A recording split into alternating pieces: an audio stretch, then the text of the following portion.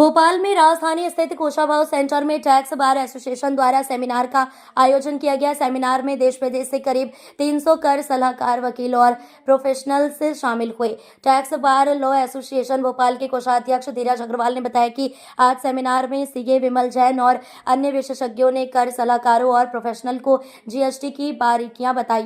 धीरज अग्रवाल ने आगे कहा कि जीएसटी में काफी बदलाव किए गए हैं, जिसकी जानकारी आज इस सेमिनार में दी गई। हमें आशा है कि इससे कर सलाहकारों और प्रोफेशनल को फायदा मिलेगा और आज इस कार्यक्रम आए हुए लोगों को आभार। इसके अलावा सीए विमल जैन और एमके आर्य ने जीएसटी पर अपने विचार व्यक्त किए।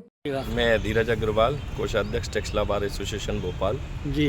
आज हमने Kushabhau convention centre Minto hall में एक सेमिनार का आयोजन किया जी, जिसमें दिल्ली से विमल जैन आए हुए थे और इनकम टैक्स के लिए संजय जवाहर जी जयपुर से जी। इसमें जीएसटी से संबंधित कुछ इश्यूज थे, जो डिफ़िकल्टीज थी, उस पर उन्होंने प्रकाश डाला जी। और संजय जवाहर जी ने जो अभी रिसेंटली बजट में कुछ जो चेंजेस हुए हैं जी, उस पर अपनी बात रखी है। और करीबन मध्य प्रदेश से कुल मिलाकर 300 से अधिक कर सलाहकार, चार्टर्ड अकाउंटेंट्स और एडवोकेट्स ने हिस्सा लिया इसमें जी। और मुझे लगता है इस कार्यक्रम के माध्यम से जो भी डिफ़िकल्टीज आती है प्रोफेशनल्स को, कर सलाहकार, एडवोकेट्स को, उसको दूर करने में मदद मिलेगी।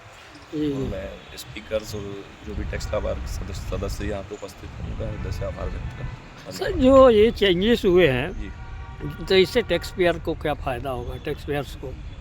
देखिए, क्या होता है, बजट्स में कुछ ना कुछ चीज़ें टैक्स पेयर के फ़ायदे की होती हैं। हालांकि इस बार बजट में ऐसा कोई सरकार विशेष चेंज लेके नहीं आई है, क्योंकि 12 लाख की जो एग्जेम्पशन लिमिट्स पिछली बार सरकार ने वो तो बरकरार वो ऑलरेडी एज इट इज़ ही उन्होंने कंटिन्यू करी है। कुछ छोटे मोटे कुछ रिलीफ दिए हैं, जैसे कुछ कंप्लाइंस में छूट दी है। रिटर्न्स जो हम 31 जुलाई तक करते थे, उसको थोड़ा छोटे टैक्स पेयर के लिए 31 अगस्त कर दिए। कुछ पेनल्टीज़ में रिलीफ दिया है, तो ऐसा कोई बहुत ज़्यादा है, लेकिन फिर भी थोड़ा बहुत रिलीफ दिया है सरकार ने जी जी। ठीक है सर, ओके। परिचय दें। मैं सीए विमल जैन, जीएसटी का एक्सपर्ट हूँ जी। आज का जो डिलिब्रेशन था जीएसटी के ऊपर था जी, सो मैं दिल्ली से आया हुआ हूँ जी जी जी। सर, ये जो इसमें क्या बातें, क्या चीज़ें सामने आई, क्या मंथन हुआ? हमने आज डिस्कस किया कि यूनियन बजट 2026 में जीएसटी रिलेटेड क्या चेंजेज आए जी। जैसा कि इस बजट में कहा गया कि जीएसटी नेक्स्ट जनरेशन 2.0 जब रेट रैशनलाइज हो गए, आपको मालूम है 22 सितंबर 2025 से अब जो रेट है वो है 5%, 18% एंड 40% विदाउट कॉम्पेंसेशन सेस। पहले होते थे 5, 12, 18, 28 विद कॉम्पेंसेशन सेस। इस रेट रैशनलाइजेशन से आम आदमी को क्या फ़ायदा हुआ?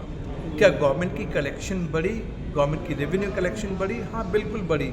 जब रेट कम होते हैं तो कंज्यूमर ज़्यादा खरीदता है। जब ज़्यादा खरीदता है तो उससे हमारी लोकल डिमांड भी बूस्ट होती है, हमारा जीडीपी भी बढ़ता है और जीएसटी का रेवेन्यू कलेक्शन भी बढ़ता है। तो हमने उस पर डिस्कस किया। हमने डिस्कस किया ईज ऑफ डूइंग बिजनेस जो गवर्नमेंट लेके आ रही है कि 3 वर्किंग डे में जीएसटी का रजिस्ट्रेशन आपको मिलेगा। फिर उन्होंने कहा कि प्रोविजनल रिफंड जो जीरो रेटेड सप्लाई है वो इन्वर्टेड ड्यूटी स्ट्रक्चर पे भी मिलेगा विद इन 7 वर्किंग डेज। तो हमने बहुत सारी बातों में ये भी डिस्कस किया कि जीएसटी में आज की डेट में कमियां कहाँ पे हैं, उनको कैसे करेक्ट किया जाए। हाँ, गवर्नमेंट अपनी इनिशिएटिव ले रही है, करेक्ट करने की पूरी कोशिश कर रही है, इसीलिए जीएसटी काउंसिल समय समय पर बैठती है और डिसीजन लेती है। तो कई ऐसी डिफिशिएंसी थी जहाँ पे ट्रेड उनसे सपोर्ट चाहता है, तो उस पर भी डिस्कस हुआ। जैसे इंटरेस्ट के ऊपर हमने डिस्कशन किया। आज जीएसटी में डिले पेमेंट हो जाए तो 18% की ब्याज लगती है, जो बहुत ज़्यादा है, तो इसको कम किया जाना चाहिए। जीएसटी में इनपुट टैक्स क्रेडिट पे बहुत सारे डिस्प्यूट होते हैं, तो उसको कैसे कम किया जाए, इन बातों को भी डिस्कस किया गया। अच्छा, इससे जीएसटी से सर जो कम होने से, स्लैब ख़त्म करने से, 2 स्लैब लाने से किसको फ़ायदा हुआ ज़्यादा? सबको फ़ायदा हुआ ना। आप कंज्यूमर हैं। पहले मान लीजिए कोई भी आइटम, जैसे आप एलईडी टीवी ले लीजिए, 28% का था, जिसके 18% हो गए, यानी 10% का टैक्स कम हो गया, तो आपकी प्राइसिंग 10% से कम हो गई। आप मान लीजिए 28% के रेट में स्मॉल कार बिकती थी, small car with the compensation cess, जो 18% हो गई, तो किसको फ़ायदा हुआ? कंज्यूमर को फ़ायदा हुआ। पर कंज्यूमर को फ़ायदा होने से गवर्नमेंट को क्या फ़ायदा हुआ? जब कंज्यूमर इनको परचेज करेगा, खरीदेगा, तो क्या होगा, अल्टीमेटली मेरा लोकल कंजम्पशन बढ़ेगा, लोकल कंजम्पशन बढ़ेगा तो मेरी मैन्युफैक्चरिंग बढ़ेगी, मैन्युफैक्चरिंग बढ़ेगी तो मेरे जीडीपी में प्लस होगा, जीडीपी ऐड होगा, और यही रेवेन्यू कलेक्शन भी हमारी बढ़ाता है। तो ये सबके लिए विन विन सिचुएशन थी। अच्छा, ये जो कोई टोबैको प्रोडक्ट्स हैं शरीर में 40% कर रहे हैं, 1 फरवरी से हो गया, तो इसका क्या असर होगा, आपको क्या लगता है? देखिए, टोबैको एक सिन प्रोडक्ट माना जाता है।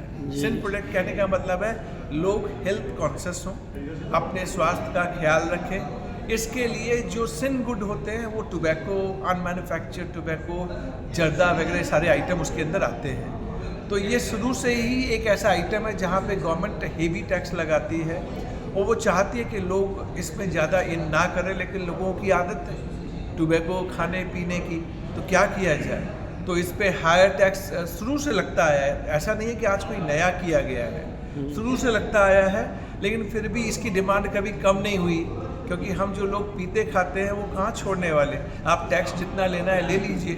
तो चीज़ें इस तरीके से चल रही हैं। जी जी, आज साहब आप भी आज इसका ऑब्जेक्टिव आपका क्या था भोपाल में आयोजित करना, कितने सालों से कर रहे हैं? सर, हम लोग साल में 2-3 बार कर लेते हैं। एक्चुअली अपने सदस्यों के लिए कुछ अपडेशन जो टैक्स में आ रहे हैं, चेंजेस हो रहे हैं, बदलाव हो रहे हैं, उसको जानकारी देना ज़रूरी है, क्योंकि सबसे पहले कड़ी हम ही होते हैं विभाग और व्यापारी के बीच में कि भाई क्या चेंज आया, हम उसको समझें, व्यापारी को बताएं कि इसका इस हिसाब से आप अपना पैटर्न में बदलाव लाओ, बिलिंग में बदलाव लाओ। तो इसके लिए हम लोग रेगुलर अपडेट करते रहते हैं, महीने में 1-आध बार, मतलब साल में 2-3 बार 4 बार ऐसे सेमिनार्स हमारे होते रहते हैं। जी जी, आज कौन कौन मेन वक्ता हैं, प्रमुख वक्ता? वक्ता सर विमल जैन सर दिल्ली से आए हैं जीएसटी के लिए, और अभी जो चल रहा है संजय झंवर जी जयपुर से आए हैं, इनकम टैक्स और यूनियन बजट के ऊपर जानकारी दे रहे हैं। जी जी।